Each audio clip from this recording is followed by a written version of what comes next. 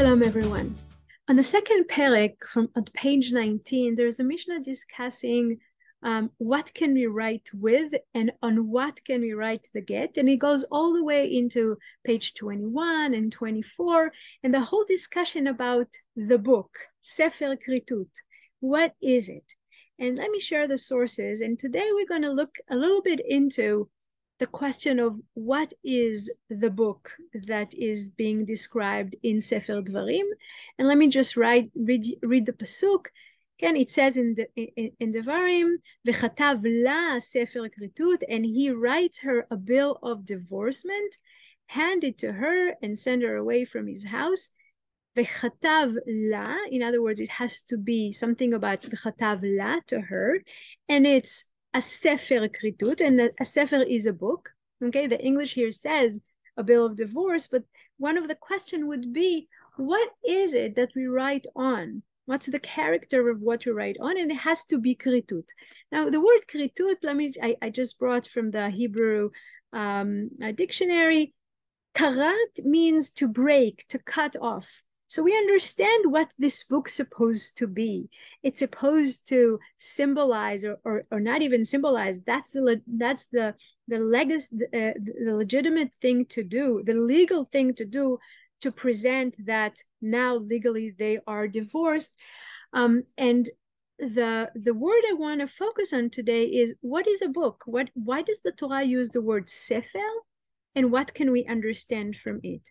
So I mentioned that the Mishnah in page 19 is already, elaborating and saying you can write with everything, like you can use any material to write the words with, and there's some things that you can't write with, but you can write on everything. In other words, the material, what you write the Sefer Kritut on, can be from everything around us.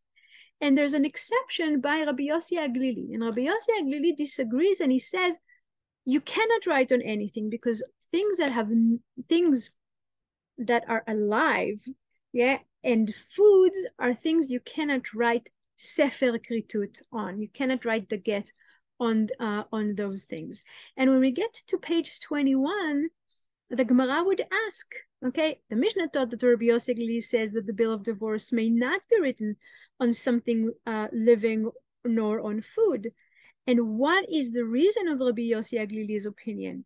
As it is taught in the Baraita, it is said in the Torah with regard to bill of divorce, and he writes her a scroll of servants. Now you can see here that already the English took the word sefer that appears in the Torah and translated it to the word scroll, which for some reason makes a lot of sense, because at those days what they had are scrolls and not yet the books. So the English says scroll,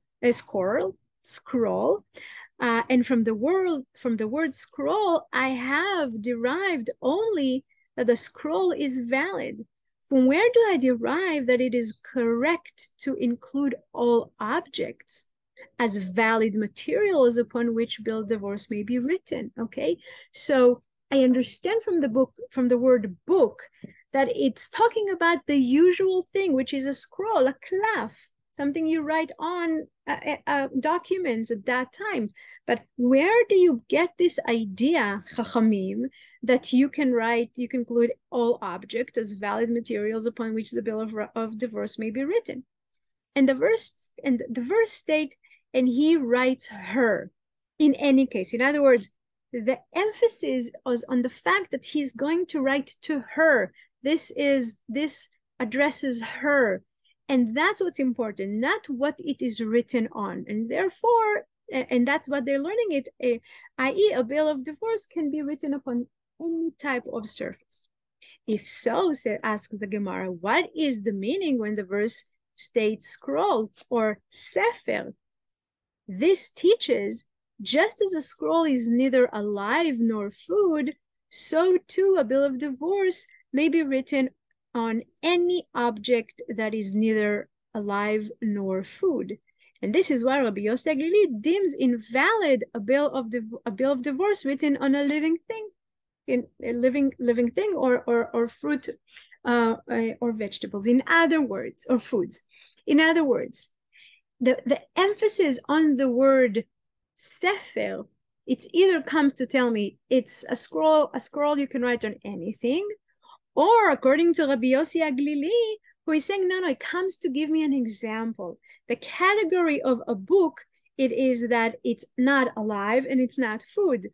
So therefore, you can write on everything which is not living or food. So now the Gemara goes to Rabbanan, and they ask, how does Rabbanan understand the books, the word sefer? Rabbanan, and how do the rabbis who disagree say that the bill of divorce may be written even on a living creature or on food? How do they interpret the verse? They contend, if the verse were written, and he shall written for her in the scroll, besefer, then it would be, as you said, Rabbi Yossi, and it would indicate the type of surface on which the bill of divorce may be written.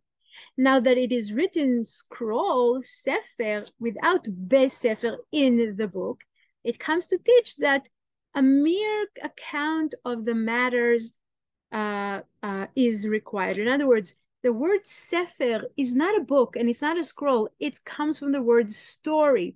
You just need to tell me. It doesn't matter what you write it on. It has to include the story that brought these men and women to this point where they're going to be divorced. In other words, sefer is referring not to the surface on which a bill of divorce might be written, but rather to the essence of the bill of divorce. The verse teaches that the bill of divorce must contain particular content about details about the story that brought them into the divorce.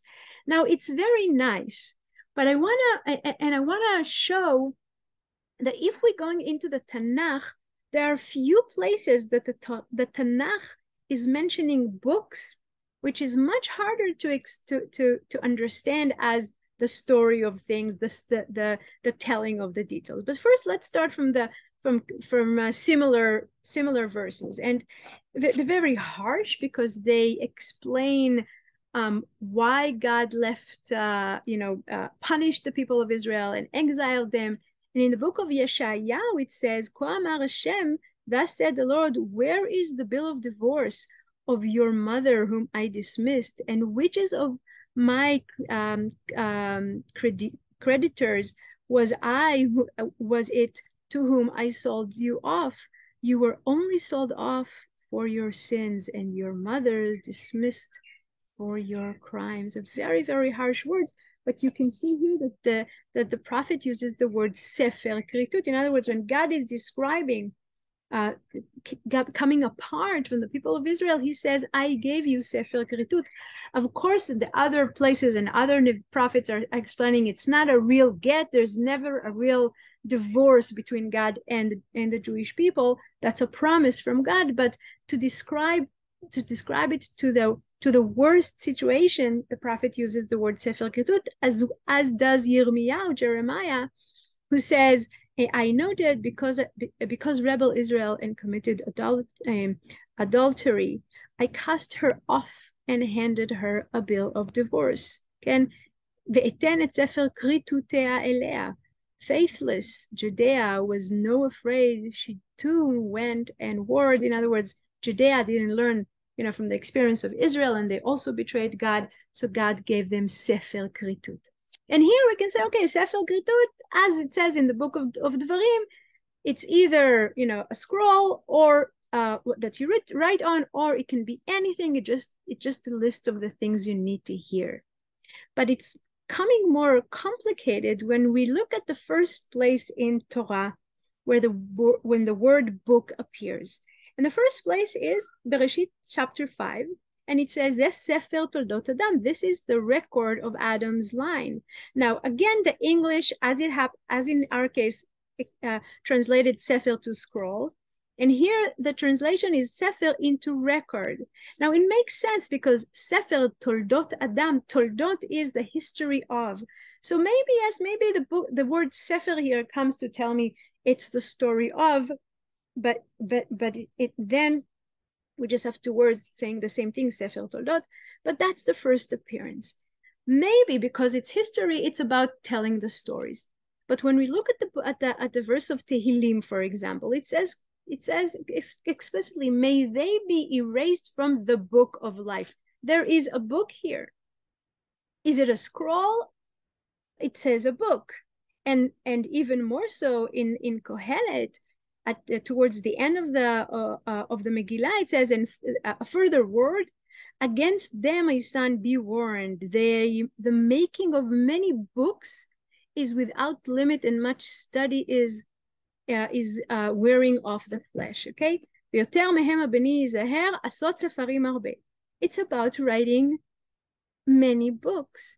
And in the book of Esther, again, familiar words,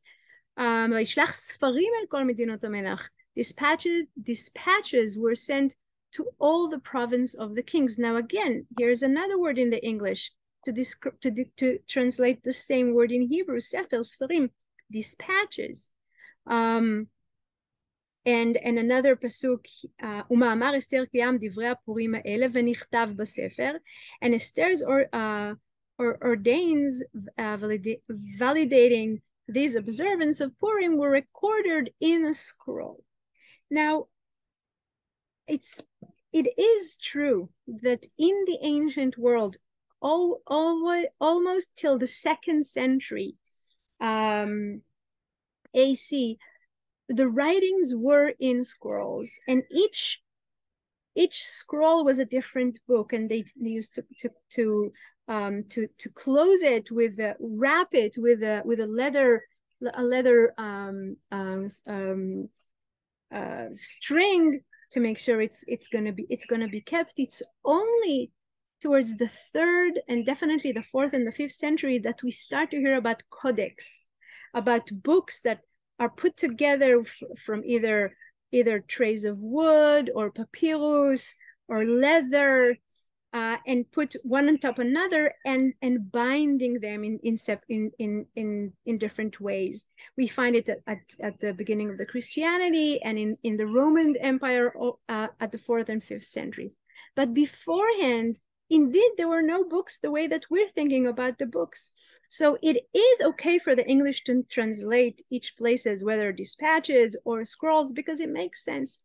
And if we look at the Gemara in Megillah, it says, Rabbi Chelbo said further that Rav Chama Bar Guria said in the name of Rav, the Megillah is referred to as a book, as a Sefer, and it is also referred to as a letter. In other words, the word Sefer in Hebrew in the Bible, it's either a letter or it's a scroll. It's a Megillah. So we understand, okay, we have Sefer, which is a scroll or a letter or a dispatch, and it goes all the way back even to Kohelet and saying, yes, just when he talks about many books, he's talking about writing a lot in the way that they were written at the time in scrolls.